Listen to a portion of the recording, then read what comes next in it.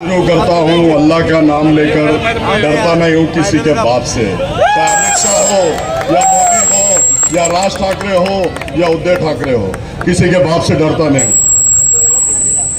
आज कटकट गेट, ऐतिहासिक गेट, शालीमार होटल के सामने वंचित बहुजन अघाड़ी की सभा होने जा रही है। इस सभा में हमारे मान्यवर अमित भाई भुगड़, जावेद कुरैशी, सैयद जफर और तमाम मेरे नौजवान साथी, बुजुर्गों, दोस्तों, जहाँ तक मेरी आवाज़ जा रही है, और पर्दा नशीन माँ बहनों, अस्सलाम वालेकुम, अस्सलाम वालेकुम, अस्सलाम वालेकुम।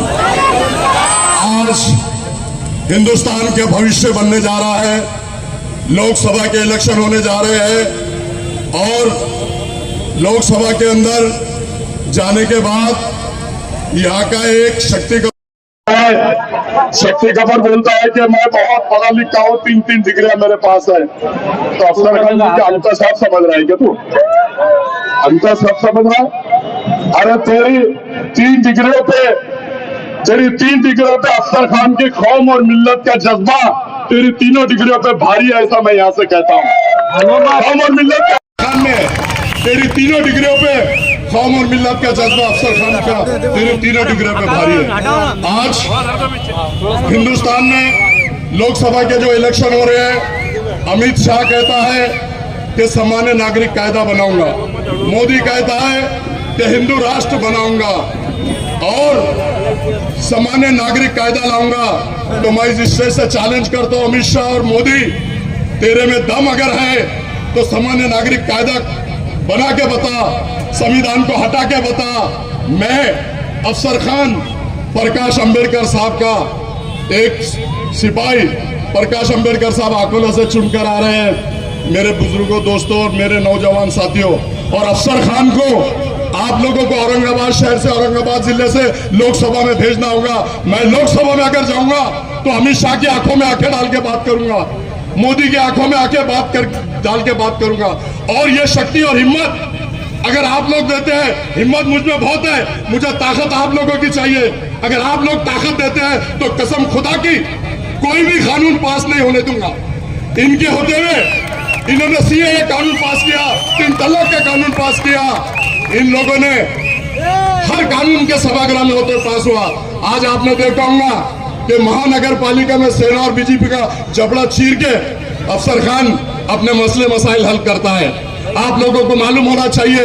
और जब लोकसभा में अगर आप लोग भिजाते हैं तो कसम खुदा की, और मैं वो एक भी कानून जो हमारे कौम और मिल्लत के खिलाफ है, दलित समाज के खिलाफ है, वो पास होने नहीं दूंगा।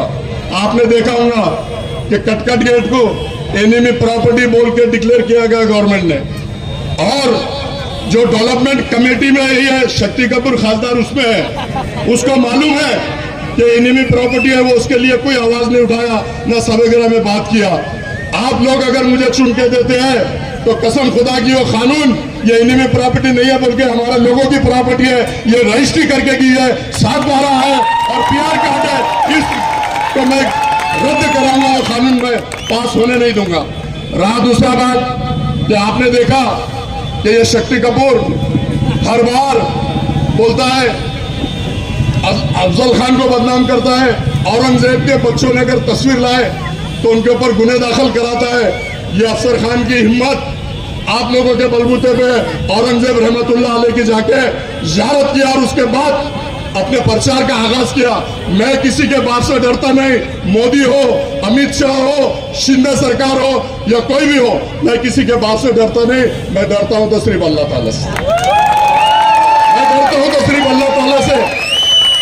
और ये प्रोपेगेंडा फैला रहे हैं ये लोग, शक्ति कपूर, कि मुसलमान के खिलाफ मुसलमान को खड़ा कर दिया गया, मुसलमान के खिलाफ मुसलमान को खड़ा कर दिया गया, गिराने के लिए खड़ा कर दिया गया। तो भाइयों, अब उन्होंने कितने मुसलमान को पूरे देश में गिराया वो मैं आपके सामने रखता हूं। अगर उसको गिराने के लिए खड़ा रहता तो मैं 2019 में खड़े रह के उसको गिरा देता था। कितने वोटों से आया? 4400, 4400 से गिराना रहता तो मैं तभी गिरा देता था। लेकिन हो सकता है आज जो जुल्म, अन्याय, अत्याचार किरानपुरे के नौजवान साथियों को हुआ, रमजान के पूरे महीने में पूरी माँ बहनें मेरी रो रही थी चिल्ला रही थी, रोजों में चक्कर खा के गिर रही थी, और ये शक्ति कपूर टेरिस पे पार्टियां मना रहा था। अगर फत्तर दिल भी होता था तो माँ बहनों को देख के फत्तर दिल पिघलता था। लेकिन मेरे बुजुर्गों, दोस्तों, इसका पौलाद का दिल है, जरा भी नहीं हिला, जरा भी नहीं हिला शक्ति कपूर का पौलाद का दिल। मैं आपको बता दूं, वो कह रहे हैं, ये तो कभी हैदराबाद में इलेक्शन हुए, 4 मुसलमान उम्मीदवार वहां से खड़े थे। अजहरुद्दीन जो वर्ल्ड फेमस है, शब्बीर अली जो डिप्टी सीएम था, चारों के खिलाफ इन्होंने मुस्लिम कैंडिडेट देके चारों मुसलमानों को वहां गिराया, और आज असेंबली में वहां पर एक भी मुसलमान नहीं है। ये दोस्तों सुनने की बात है, सोचने की बात है और समझने की बात है। ये 4 मुसलमानों को तो गिरा दिया, और वो राजा सिंह जो कहता है हुजूर के शान में गुस्ताखी करता है, उसके खिलाफ आपने कैंडिडेट नहीं दिया। क्यों? वो कौन लगता तुम्हारा? ये मैच फिक्सिंग थी, ये मैच फिक्सिंग है। और वो राजा सिंह हुजूर के शान में गुस्ताखी करता है। अगर आप लोग मुझे चुन के देते हैं तो राजा सिंह का जबड़ा छीन के उसके हल्क में से जबान खिल के कुत्तों को खिला। इतनी ताकत, इतनी क्षमता है उनमें। यारों दोस्तों, समझ लो आप बात को। ये लोग बोलते हैं कि मैं गिराने के लिए खड़ा। आरिफ नसीम खान दिग्गज नेता बॉम्बे में, 2 बार मिनिस्टर रहे, होम मिनिस्टर रहे, उनको कितने वोटों से गिराया इन्होंने? 250 वोटों से। कितने वोटों से? 250 वोटों से गिराया। तो अब ये गिराने के लिए ये खड़े करते हैं या मैं खड़ा हूं? अगर मुझे वंचित बहुजन आघाड़ी का टिकट नहीं मिलता तो मैं खड़ा भी नहीं रहता था। लेकिन आज दलित समाज, अमित भुईगड़िया है, प्रकाश अंबेडकर साहब पूरी ताकत के साथ अफसर खान के पीछे खड़े हैं। तुमने उनका स्टेटमेंट सुना होगा कि औरंगजेब के शहर से, औरंगाबाद से अगर कोई जीतेगा तो मुस्लिम चेहरा वो अफसर खान जीतेगा। ये उनका स्टेटमेंट है। तो आप लोगों से अदबन गुजारिश करता हूं कि इनकी बातों में आओ मत। तुमने इनको 10 साल दिया है, लेकिन ये कोई भी काम इन्होंने किया नहीं। आपने देखा होगा जिस बंगले में रहते, बंगला में डॉक्टर रफीक ज़करिया बेवा का बंगला ब्लैकमेल करके लिया गया, उनको टॉर्चर किया गया, उनके 1.5 करोड़ रुपए कैश लिया गया। ये ऑथेंटिक है, आप सब लोग जानते हैं। इनका काम, इनका धंधा ब्लैकमेल करने का है। आपने सुना कि जालना रोड पे वक्फ बोर्ड की जगह का आवाज उठाया गया। वक्फ बोर्ड की आवाज उठाने के बाद या गरीबों के घर बनेंगे, गरीबों की दुकानें बनेंगी। मैं पूछता हूं, 7 करोड़ रुपए आने के बाद आवाज तुम्हारी क्यों बंद हो गई? क्यों नहीं गरीबों के घर बने? क्यों नहीं गरीबों की ठप्पियां बनी वहां? क्यों नहीं गरीबों की दुकानें बनी? अरे तुम हर आवाज उठाते हो और पैसा आते खामोश बैठ जाते हो। तुम्हारा ईमान, धर्म, कौम और मिल्लत नहीं है, गांधी जी है। क्या है? गांधी जी किधर से भी गांधी जी आपको। और अफसर खान ने 25 साल में कौम और मिल्लत की खिदमत की। मेरी शुरुआत भीमनगर भौसिंगपुर से हुई, वहां भी मैंने दलित समाजों के इतने काम किया। आपने देखा होगा, आपने किनारपुर में 2 बार मुझे चुन के दिया। क्यों चुन के दिया? कि मैं कौम और मिल्लत के काम करता हूं, कौम और मिल्लत के साथ में हमेशा आता हूं। जली तो आग कहते हैं, जली तो आग कहते हैं, बुझी तो राख कहते हैं, और जिस राख से बने बारूद उसे अफसर खान कहते हैं। हयात लेके चलो, हयात लेके चलो, कायनात लेके चलो। चलो तो सारे मेरे मुस्लिम भाइयों, प्रकाश अंबेडकर और अफसर खान को लोकसभा तक साथ लेके चलो, साथ लेके चलो। अल्लाह हाफिज, खुदा हाफिज। बहुजन आघाड़ी के औरंगाबाद लोकसभा के उम्मीदवार अफसर खान यहाँ पर स्टेज पे मौजूद, हमारे जावेद भाई कुरैशी, तैयब जफर, युवा जिला अध्यक्ष सतीश गायकवाड़, हमारे शहर अध्यक्ष जलीस अहमद, संदीप जाधव, श्याम भारसकड़े, मिलिंद बोर्डे, पीके दाबाड़े, सभी मेरे भाई यहाँ पर जमा हुए, सभी मेरे अजीज दोस्तों और मेरे भाइयों, ये इस दौर में लोकसभा का इलेक्शन चालू है और वंचित बहुजन आघाड़ी ने पूरी महाराष्ट्र में हमारे मुस्लिम समाज के 7 उम्मीदवार पूरे महाराष्ट्र में दिए और औरंगाबाद में भी अफसर भाई इनको ये वंचित बहुजन आघाड़ी आदरणीय प्रकाश अंबेडकर साहब ने दी है। वंचित बहुजन आघाड़ी के पास जीतने का पूरा फार्मूला, पूरा गणित है। आप देख चुके होंगे कि 2019 में सब लोग बता रहे थे कि सीट चुनकर नहीं आएगी, मगर ये इंडिया वाले, ये शिवसेना वाले जो आज वोट मांग रहे हैं, मैं आप सबसे पूछना चाहता हूं, ये आपके साथ में कभी खड़े हुए क्या? तो आपके साथ में ये कभी खड़े नहीं हुए। हमारे साथ में अगर कोई खड़ा हुआ तो वो है प्रकाश अंबेडकर, जो हमारी ढाल बनकर इस महाराष्ट्र में खड़े हुए। और सिर्फ खड़े नहीं हुए तो औरंगजेब साहब के कब्र पर जाकर उन्होंने बता दिया कि ये देश जो डॉक्टर बाबा साहब अंबेडकर का संविधान है वो संविधान के तहत चलेगा। जो डॉक्टर बाबा साहब अंबेडकर के संविधान में जो बोलने का हक मुझे दिया, वो सभी को बोलने का हक बराबर कर दिया है। किसने क्या खाना चाहिए, किसने क्या पीना चाहिए, ये हक हमारा इस देश का कॉन्स्टिट्यूशन, इस देश का संविधान हमको देता है। हमने किसको मानना चाहिए, किस धर्म के आदमी है, किसको मानना चाहिए, ये इसकी खुली आजादी डॉक्टर बाबा साहब अंबेडकर उनके संविधान ने दी है। तो मैं आरएसएस और बीजेपी को चैलेंज करता हूं कि यहाँ बैठे हुए सभी मुसलमान भाई औरंगजेब को मानते हैं और मानते रहेंगे। कोई आरएसएस और बीजेपी के मां में दम है तो उन्होंने एक बार फिर करके बताए। मैं ये चाहता हूं कि जब ये बात होती है पर ये एनडीए वाले जो खुद को सेकुलर बोलने वाले कहा जाते हैं, जब हमारे पे कुछ हमले होते हैं, हमारे बच्चों को बलजबरी जेल में डाला जाता है, जब ये लोग कहा होते हैं। इस औरंगाबाद जिले में मैंने एक ही नेता देखा जो जिस लोगों पे अन्याय अत्याचार हुआ उसके साथ अगर कोई खड़ा रहा होगा तो वो अफसर खान है। अफसर खान यहाँ पर सभी लोगों के साथ में खड़ा रहा है। मैं आप सबसे अपील करना चाहता हूं मेरे भाइयों कि ये सीट अफसर भाई की सीट चुन के आ रही है। 2019 को जो हुआ 2024 को वंचित बहुजन आघाड़ी ये सीट चुन के ला रही है। सिर्फ आप सबके साथ की जरूरत है मेरे भाइयों। मैं आप सबसे विनती करता हूं, मैं आप सबसे वोट की भीख मांगता हूं कि आपके बहुमूल्य वोट हमारे अफसर भाई को देकर इनको पार्लियामेंट में आपने भेजना चाहिए। और हमारे दलित मुसलमानों के जो समस्या है, जो उनके मसाले हैं, वो सब अफसर भाई पूरे करेंगे। ये मैं आपसे अपील करने यहाँ आया हूँ।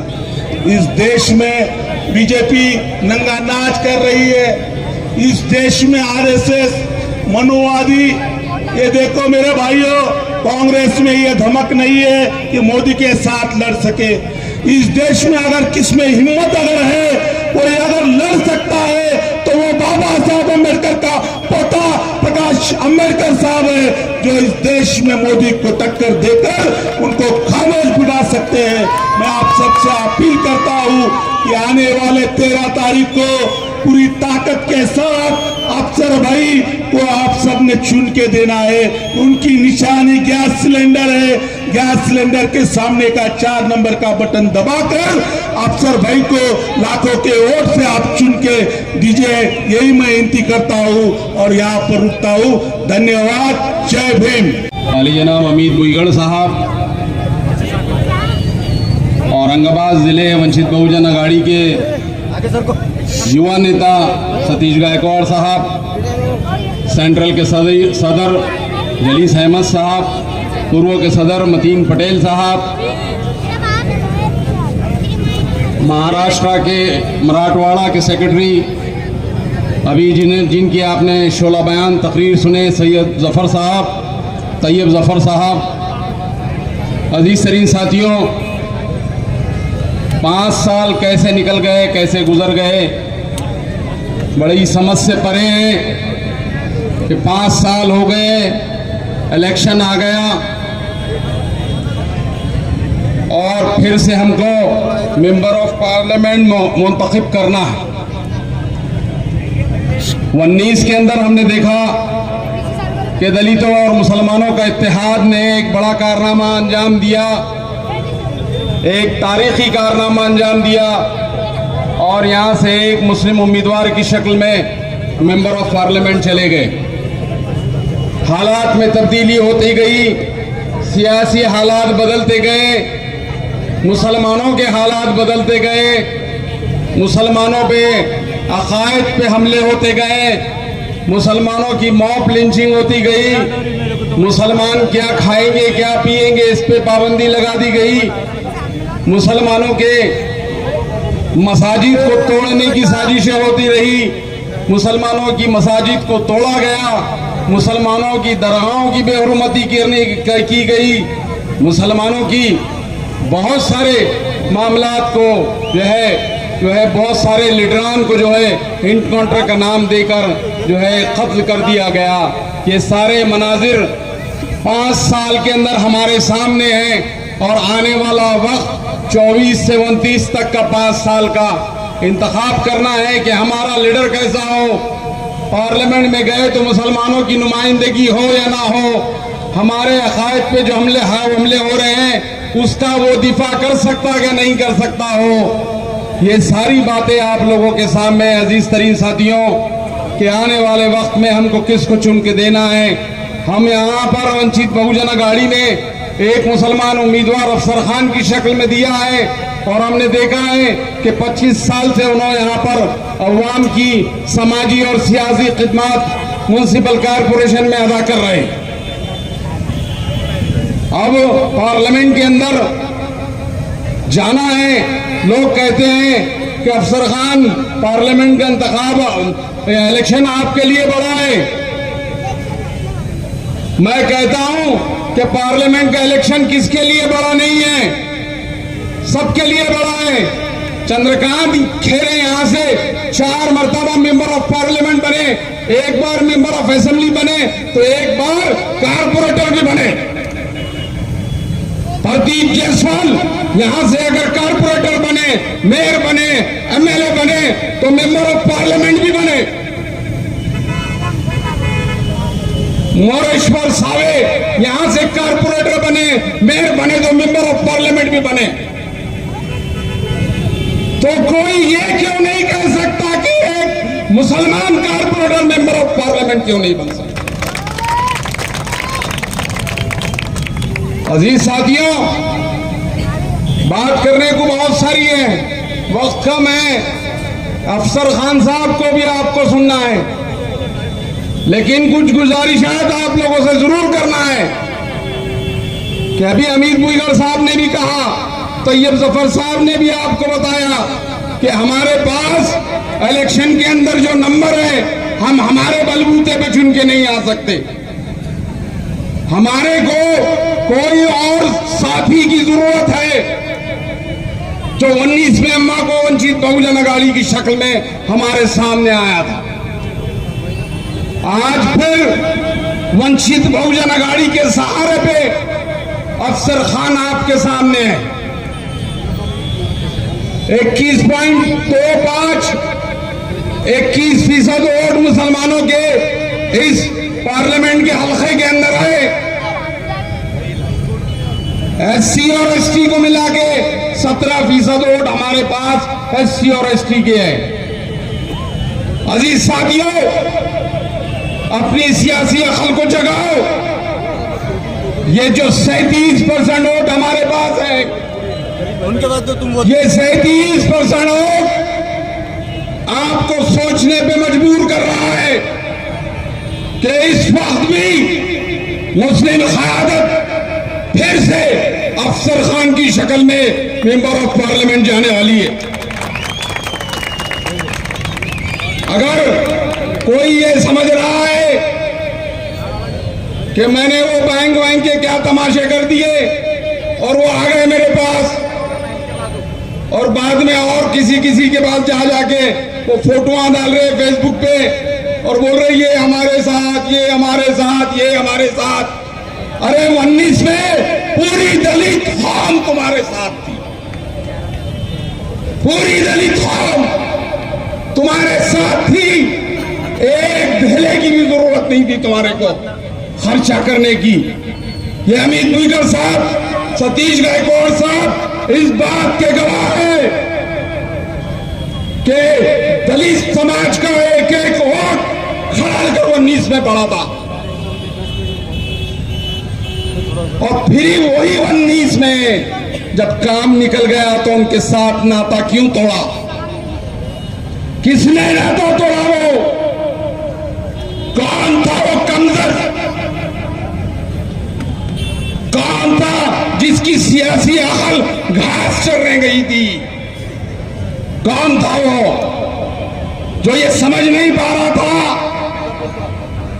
कि पार्लियामेंट में हमारे पास नंबर नहीं है, तो जिन्होंने नंबर दिया उनको हमारे खरीद करना है, हमारे दिल का छाला बनाना है, जिसको उसको आपने धोखा दिया, उसके साथ गद्दारी कर डाली, और आज टुकड़े टुकड़े समेटने पे मजबूर है, टुकड़े टुकड़े समेटने पे मजबूर है।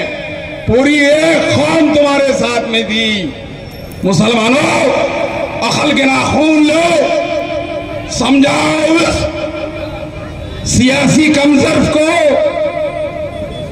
कि एक कौम को क्यों तुमने जो है धोखा दिया। तुम्हारी रोटी का चक्कर जरा बड़ा हो गया था, तुम्हारी रोटी इतनी बड़ी हो गई थी कि उस पे दाल डालो, दाल डालो, इससे लो दाल डालो, उससे लो दाल डालो, इससे लो दाल डालो। अपनी रोटी पे दाल खींचने का काम जिन लोगों ने किया उनको सबक सिखाने की जरूरत है। अजीज तरीन साथियों, सबक इसलिए सिखाने की जरूरत है कि दो कौमों का सियासी मुस्तकबिल को किसी ने तार तार किया है। कौन है वो शख्स जिसने दो कौमों का मुस्तकबिल को तार तार कर दिया?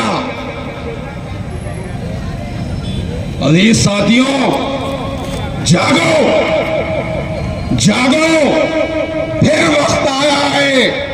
वो वक्त 19 में आया था और वही वक्त आपके पास 24 में है।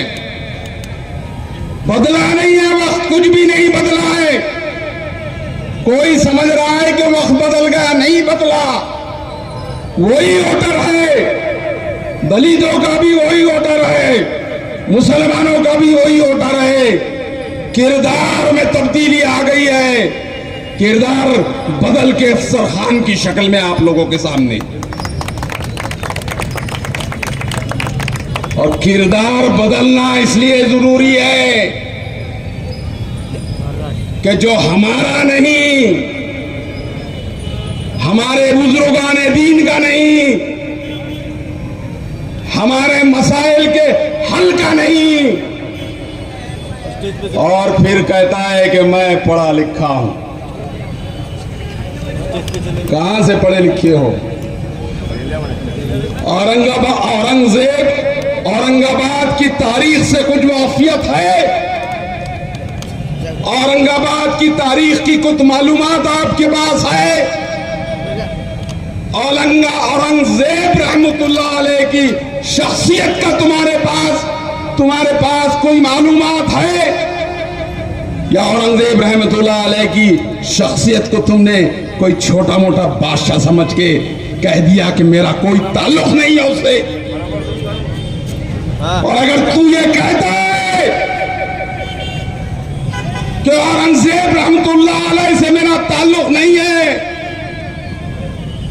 तो इस कटकट गेट से जावेद कुरैशी कहता है, कसम खुदा की तेरे से हमारा कोई ताल्लुक नहीं है, नहीं है हमारे तेरे से ताल्लुक। जिस शख्सियत का इनकार कर रहे हो, कभी समझे हो उसको? तो क्या शख्सियत थी? वो बर्र सगीर का बाप बड़ा बादशाह। अखंड भारत का तस्वुर जो है ना यहाँ पर लोगों में, उसको बर्र सगीर कहते हैं। उस उस बर्रे सगीर का सबसे बड़ा बादशाह, मुगल सल्तनत का सबसे ज्यादा राज करने वाला बादशाह, उससे हमारा ताल्लुक नहीं कहते हो। वो बादशाह जो बैतुल माल से अपने ग़िज़ा, बैतुल माल से अपनी ग़िज़ा के पैसे भी नहीं लेते थे। वो बादशाह जिनका बिस्तर चटाई का हुआ करता था। वो बादशाह जो गोखूर के कांटों का सालन खाता था। वो बादशाह जो जौ की रोटी खाता था। वो बादशाह जो टोपियां सीता था। वो बादशाह जो कुरान मजीद लिख के अपना गुजर बसर करता था। वो बादशाह को तुम कहते हो कि मेरा कोई ताल्लुक नहीं है। अजीज तरीन साथियों, इतना घमंड, इतना गुरूर, इतना तकब्बुर किस लिए? किस लिए? तुम तो भीख मंगे आए थे यहां पर, मुसलमानों की भीख ने तुमको छुड़ा के दे दिया और तुम हमारे नबियों, हमारे वली अल्लाह की, वलियों सिफत जैसे बादशाहों की बेहुरमती कर रहे हैं। हम तुमको माफ नहीं करेंगे। हमारा मिशन नहीं है सियासत में हमारी भाग दौड़, ये नहीं है कि हमारे जो है घर भर दिए जाए। हमारा मिशन ये है, हमारा मिशन ये है कि हम इस महाराष्ट्र के अंदर दो कौमों को एक जगह लाने का काम कर रहे हैं। क्योंकि दो कौम अगर एक जगह आएंगी तो इस महाराष्ट्र की सियासी सूरत हाल कुछ अलग होंगी, कुछ तस्वुर अलग होगा। मौजूदा हालात में जिस तरीके से फिरका परस्त मुसलमानों की तरफ नजरें गाड़ रहे हैं, इन हालात में हम उनको बताएंगे कि जो तुम्हारी नजरें हम पर उठ रही है, वो नजरों को तोड़ के हम निकालेंगे इंशाअल्लाह। वो तुम्हारी नजरों में इतनी हिम्मत जरूरत पैदा नहीं होगी कि हमको देख सके सियासी नजरिया चेंज करके रख देंगे। हमारा मकसद है कि दो कौमें एक जाए। ये दो कौमों के साथ और जितनी दबी कुचली कौमें हैं वो हमारे साथ आए, हम उनको इंसाफ देने का काम करेंगे। अजीज साथियों, अभी यही कटकट गेट है, यही कटकट गेट पे एमिनी प्रॉपर्टी के प्रॉब्लम्स चालू है। कितने लीडरों ने आके इस मसले को हल किया। जिसको 19 में कायद बनाए उससे रिलेटेड मसले की बात कर रहा हूं। इस कटकट गेट के लाजमे की बात कर रहा हूं कि वो प्रॉपर्टी के मसाइल को हल करने में तुमने कितनी दिलचस्पी बताई कि आज भी उन घरों के ऊपर इतने तक की तलवार मौजूद है कि वो प्रॉपर्टी, जो लाखों की प्रॉपर्टी, अपनी खून पसीने की कमाई की प्रॉपर्टी लोगों ने घर बनाए हैं, जहां पर वो प्रॉपर्टी के क्या मसाइल है, इसको हल करने के लिए कितनी जद्दोजहद की तुमने। और तुम क्या समझेंगे, हम सवाल नहीं पूछेंगे तुमसे, हम सवाल पूछेंगे। हमारा खून पसीना तुझे जिताने के लिए लगा, गली गली, कूचा कूचा, गांव गांव, खेड़ा खेड़ा, देहात देहात, हम तेरे खांधे को खांधा मिला के चल रहे थे।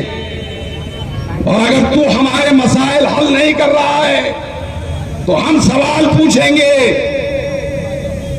और सवाल ठीक है, सवाल पूछेंगे। हमने तुम्हें चुना के इसलिए नहीं दिया कि हमारे नौजवानों को तुम मुशरिकाना हरकतें सिखाओ, तुम हमको सिखाओ कि हम आरती भी करेंगे, हम भजन भी गाएंगे, हम जो है, चिट्ठी आई तो डिस्टर्ब हो जाता जरा, हम जो है सारी मुशरिकाना हरकतें करेंगे। ये हमारा शार नहीं है मुसलमानों, हमारा शार है लकुम दीनुकुम वलिय दीन। लकुम दीनुकुम वलिय दीन, यानी तुम्हारा मजहब तुम्हारे साथ, हमारा मजहब हमारे साथ।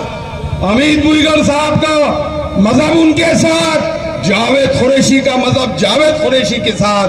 ये तर्ज अमल है हमारा सेकुलरिज्म का। हम मुशरिकाना हरकतें नहीं कर सकते।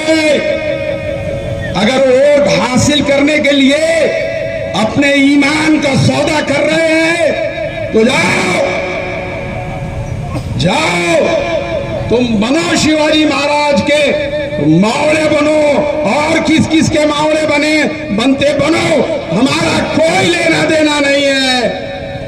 लेकिन तुम हमारे नौजवानों के अंदर ये पसपा करने की कोशिश कर रहे हैं कि कुछ नहीं होता, घंटी बजाओ, कुछ नहीं होता।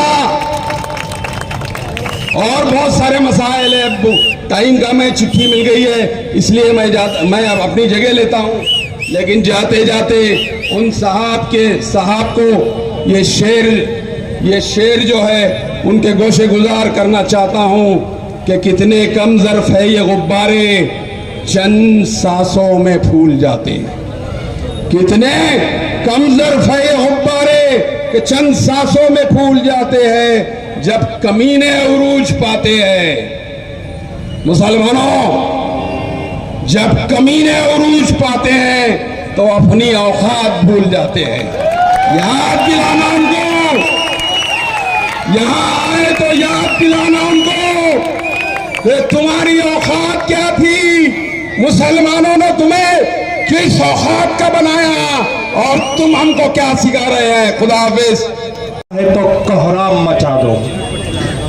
शहनशीन पे तशरीफ फरमा वंचित बहुजन अघाड़ी की महाराष्ट्र की नुमाइंदगी आली जनाब अमित भाऊ भुईगढ़ साहब, वंचित बहुजन अघाड़ी के अलायंस पार्टनर और मुस्लिम इत्तेहाद फ्रंट के बानी व सदर, शहर औरंगाबाद में कहियों की क़यादतों को जन्म देने वाले आली जनाब जावेद कुरैशी साहब, वंचित बहुजन अघाड़ी के पीके दाभाडे साहब, मिलिंद भाऊ और दीगर तमाम, हम लोग इन दिनों लोकसभा के चुनाव के दरमियान है और आज से 5 साल पहले वंचित बहुजन अघाड़ी ने एक आदमी को उठाया और लोकसभा भेजा। लेकिन दिक्कत ये हुई, जिसको लोकसभा भेजा उसने न जनता का कुछ काम किया, न पक्ष के लोगों का कुछ काम किया, न वंचितों का कुछ काम किया, न मुसलमानों का कुछ काम किया। महज अगर कुछ करता रहा तो वो अपने आप को चमकाता रहा, अपने आप का नाम बढ़ाता रहा। और आज जब वंचित बहुजन अघाड़ी अफसर खान की शक्ल में शहर औरंगाबाद को एक नुमाइंदा देती है तो पैर के नीचे से जमीन खिसक जाती है और ये कहते हैं कि मैं तो पढ़ा लिखा हूं, मैं तालीम याफ्ता हूं। मैं तालीम याफ्ता जनाब से कहना चाहता हूं कि तहजीब सिखाती है जीने का सलीका, तहजीब सिखाती है जीने का सलीका, तालीम से जाहिल की जहालत नहीं जाती। ये तालीम याफ्ता जाहिल हमें बताएंगे कि लोकसभा में क्या करना है, विधानसभा में क्या करना है। अरे साहब, जब तुम्हें ये नहीं पता था कि लोकसभा में क्या करना है तब वंचित बहुजन अघाड़ी ने तुमको लोकसभा में भेजा है। आज वंचित बहुजन अघाड़ी अपना नुमाइंदा खुद उतार कर लोकसभा में जाने के लिए तैयार है, तो तुम्हारे कदमों के नीचे से जमीन निकल गई और हालत ये हुई कि जिस बादशाह की मजार पर जाकर तुमने प्रोपेगेंडा का आगाज किया, आज उस बादशाह का नाम लेना तुमको गवारा नहीं।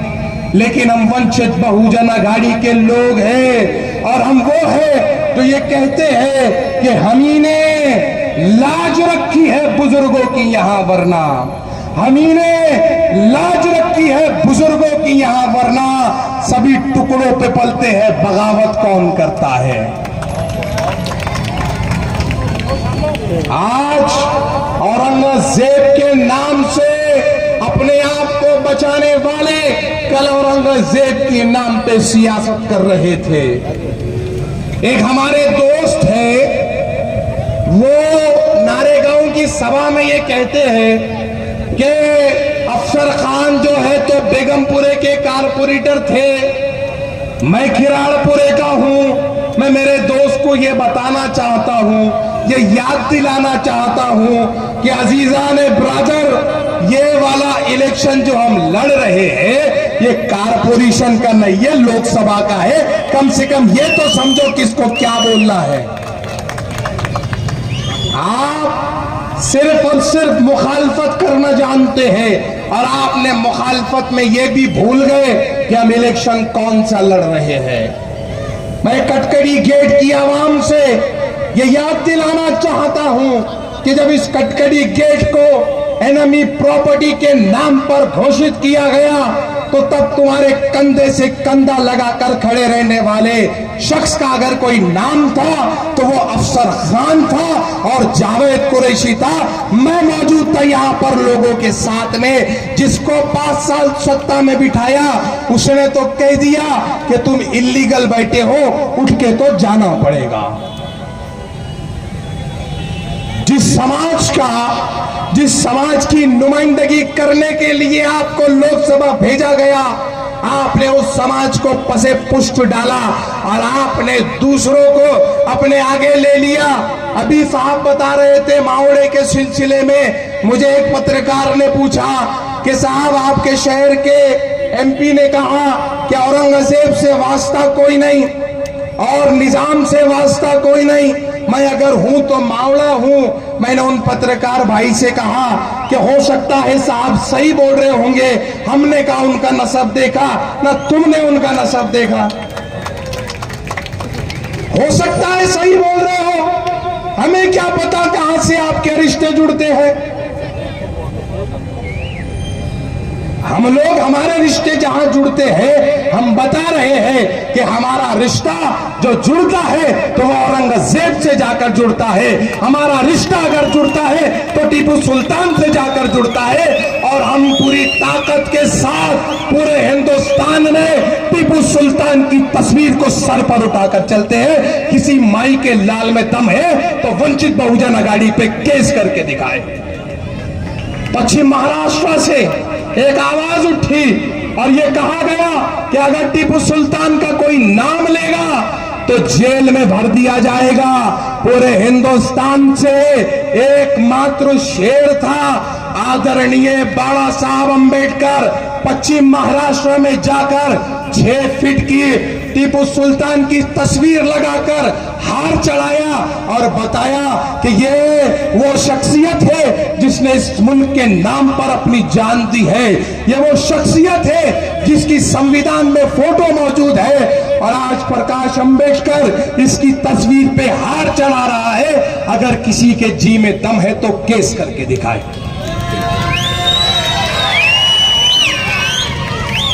औरंगजेब की मजार पे गए तो आपके इस शहर के एमपी को बुरा लगा, पत्रकारों से कहने लगे प्रकाश अंबेडकर तुम्हारा बाप है क्या, उसको अरेस्ट करके दिखाओ।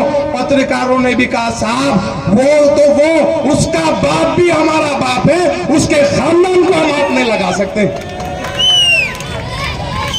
देवेंद्र फडणवीस को विधानसभा में कहना पड़ा कि वो अंबेडकर के नातू है, हम उनके नात को नहीं लग सकते। ये पार्टी वंचित बहुजन अघाड़ी है।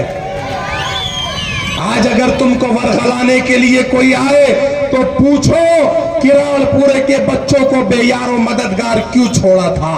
आज अगर तुम्हारे पास तुम्हें कोई वर्गलाने के लिए आए तो उनसे कहो बड़े गांव के बच्चों को बेयारो मददगार क्यों छोड़ा था।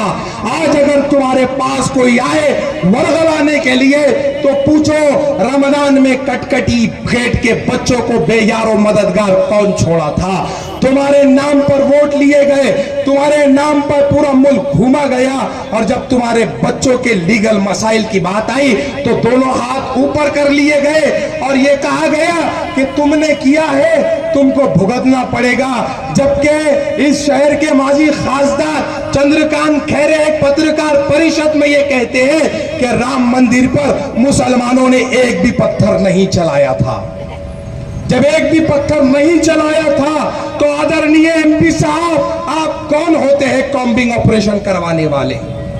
आपके कॉम्बिंग ऑपरेशन की वजह से बच्चे जेलों में गए। कई खानदानों की ईद जो है तो सोगवारी में गुजरी, लेकिन उस सोगवारी को खत्म करने का काम अगर किसी ने किया तो वो शख्सियत अफसर खान की थी। वो खड़े रहे और एक एक बच्चे की जमानत ली और बाहर निकाला। ये शेर आपको लोकसभा में भेजना पड़ेगा। मैं ज्यादा कुछ नहीं कहता हूं, बस मेरी एक बात याद रखो, आने वाली 13 तारीख को सुबह 7 बजे जब पोलिंग बूथ पे जाओ तो सबसे पहले ये देखो कि वीवीपैट के ऊपर इलेक्शन कमीशन की वेबसाइट पे जाके देख लो कि सबसे ज्यादा शेर कौन, तो पता चलेगा अफसर खान। और अफसर खान का बटन नंबर क्या, तो 4 नंबर। जोरदार मेरे को एक बार याद दिलाओ, कितने नंबर बटन अफसर खान का? फिर से एक बार, क्योंकि जो लोग दिल्ली जाने वाले हैं उनको जरा कंफ्यूजन है, कितने नंबर बटन दबाना है? निशानी क्या है? क्या है निशानी? पार्टी वंचित बहुजन आघाड़ी, उम्मीदवार अफसर खान और बटन नंबर 4। इस बार दिल्ली जाकर रोकेंगे, तब तक हम रुकने वाले नहीं, ठहरने वाले नहीं, बैठने वाले नहीं। और एक आखिरी बात करके अपनी बात को खत्म करो। जो हरे मफलरा डालकर वंचित बहुजन आघाड़ी के कुछ कार्यकर्ताओं को डराने की कोशिश कर रहे हैं, वो आज सुन ले कि अगर इस तरह की कोशिशें की जाएगी तो वंचित बहुजन आघाड़ी तुमको रोड पे लाने का काम करेगी। किसी के माई के लाल में ये हिम्मत नहीं होनी चाहिए कि वो वंचित बहुजन आघाड़ी के एक भी कार्यकर्ता पे हाथ डाल सके। आज यहां से कह रहा हूं कि जो कोशिशें कर रहे हैं कि हमारे कार्यकर्ताओं को डराओ, ये जो है ये अंबेडकर साहब की फौज है, न डरेगी न पीछे हटेगी।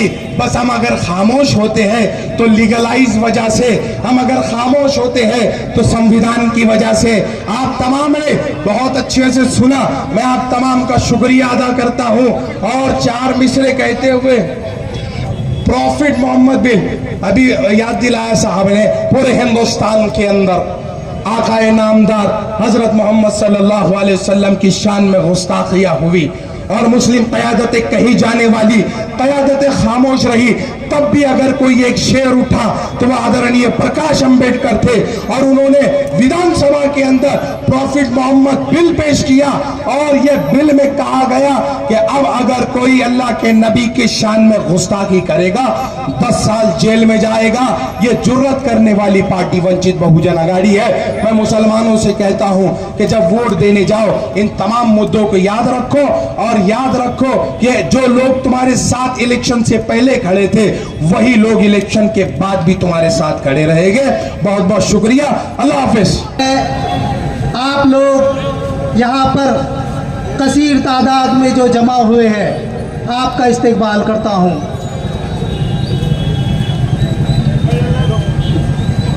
मैं भाजपा, मोदी, अमित शाह, इन सारे हिजड़ों से कहना चाहता हूं कि ये शहर औरंगजेब रहमतुल्लाह अलैह का शहर है। मैं उस गांडू राजा सिंह से कहना चाहता हूं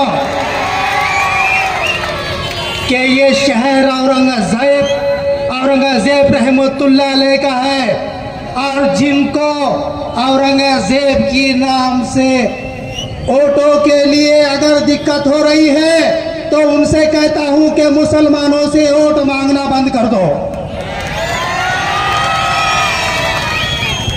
बहुत बार देखा है कि कोई शाहरुख खान का फैन होता है, कोई सलमान खान का फैन होता है, मगर समाज के लिए जो रास्ते पर आकर लड़ते हैं और जिनको लोग बदनाम करते हैं कि वो बटन प्लेयर है, मैं उनका फैन हूं। मैं सलाम करता हूं जो समाज के लिए जो अपने आप को मर मिटने के लिए रास्ते पर आते हैं, ऐसे बटन प्लेयरों को मेरा सलाम है।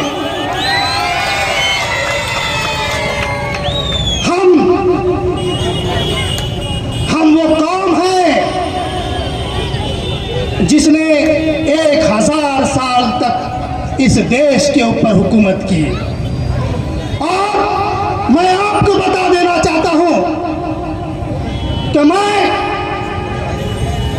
औरंगजेब रहमतुल्लाह अलैह उनका सिपाही हूं, किसी का मावड़ा नहीं हूं। मैं मुझे औरंगजेब के सिपाही होने में गर्व महसूस होता है। चंद वोटों के लिए अरे मावड़े बन जाओ, तुम कावड़े बन जाओ, तुमको क्या बनना है बन जाओ, हम शहादत की तलवार हाथ में लेकर औरंगजेब के साथ खड़े रहेंगे। बहुत भक्तों को देखा है मैंने, कहते हैं साहब ने ये किया, साहब ने वो किया।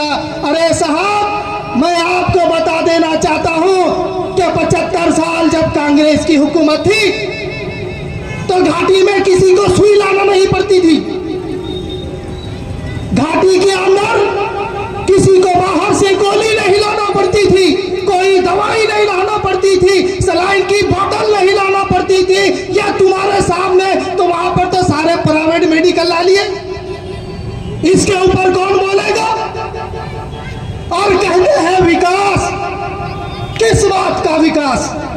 जो स्मार्ट सिटी के नाम पे ऊपर जो शहर के अंदर जो रोड बनाए गए हैं महानगर पालिका और इन तमाम नेताओं ने, इन भ्रष्टाचारियों ने, ये जो सीमेंट के रोड बने हैं इसके नीचे का सलिया गायब है। पूछिए आप, बुनियादी बात कब पूछेंगे? अरे शर्म आना चाहिए। रशीद मामू के आप वार्ड में जाइए। आज रशीद मामू ने जो है तो उनके वार्ड के अंदर एक 10 बेड का जो है तो दवाखाना बनाया है। एक नगर सेवक अपने वार्ड के अंदर एक दवाखाने का इंतखाब करता है। हमारे एमपी ने कौन सा इंतखाब किया है, यह मैं आपसे पूछना चाहता हूं। बार बार कहते हैं कि विकास विकास, किस बात का विकास? अरे आप हमारे मुसलमानों का इतिहास उठाकर देख लीजिए, रफीक ज़करिया साहब का इतिहास उठाकर देख लीजिए। आज इतना आया 600 रुपये है, अगर किसी को उसके डॉक्यूमेंट चाहिए तो मैं दूंगा। मैं किसी पे आरोप नहीं कर रहा हूं, लेकिन मैं ये बता देना चाहता हूं कि गौर गरीब यतीम यसीरों की जो जायदाद है, जो जमीनात है, उसके ऊपर सिर्फ और सिर्फ गौर गरीब मुसलमानों का हक है। यह हक दिलाने का काम इस एमपी ने नहीं किया है। आज मुसलमानों का वोट लेने का वक्त आया तो कहता है कि मैं तो शिवाजी महाराज का असल। आपको मालूम है उसने क्या बताया है? अरे ऐसे मामले होने से अच्छा हम दरिया में डूब के मर जाएंगे। मैं आखिर में जाते जाते एक बात कहूंगा कि ना समझोगे तो मिट जाओगे हिंद के मुसलमानों, ना समझोगे तो मिट जाओगे हिंद के मुसलमानों। तुम्हारी दास्तां तक ना होंगी, फिर दास्तानों में अगर फिरते रहोगे ऐसे ही तुम्हें एमआईएम के चक्कर में तुम्हें डाल दिया जाएगा कैद खानों में। अस्सलाम वालेकुम। भाई अल्हम्दुलिल्लाह मुसलमान है और प्लस में सैयद है, हम किसी का एहसान करे हुआ भूलते नहीं। तो अफसर खान के वास्ते कुछ बोलना चाह रहा हो। तुम्ही या किती, तुम्ही भिडा किती द्यायच्या तेवढा त्रास, किती बी समोर येऊन द्या त्यांना एकटा